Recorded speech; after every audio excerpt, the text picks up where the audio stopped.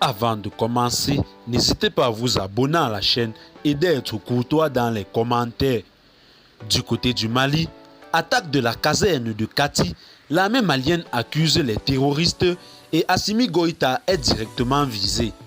En effet, l'attaque de la caserne de Kati à l'aube ce vendredi 22 juillet 2022 a été menée par des terroristes à en croire les forces armées maliennes.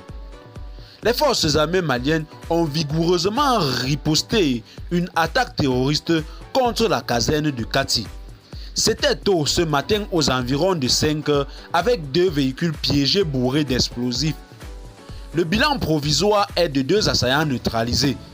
La situation est sous contrôle et le ratissage est en cours pour débusquer les auteurs et leurs complices, a déclaré ce vendredi la page Facebook officielle des forces armées maliennes.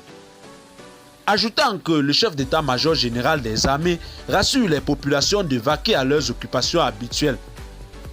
Rappelons que ce camp abrite les résidences des chefs de la junte malienne, notamment le colonel Assimi Goïta.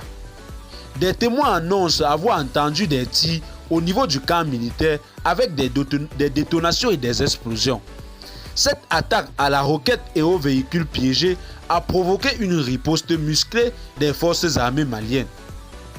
Elle intervient au lendemain de celle du camp de la gendarmerie occupé par les forces spéciales antiterroristes.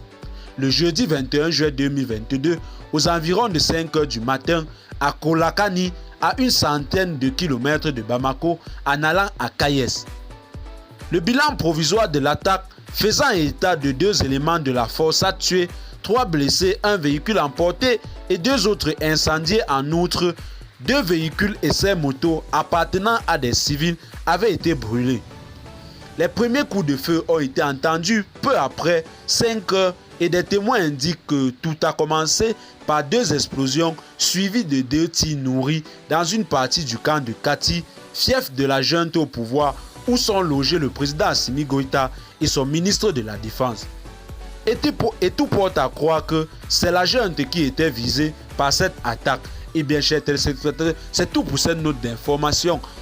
Laissez-nous en commentaire vos impressions et à très bientôt pour une nouvelle note d'information.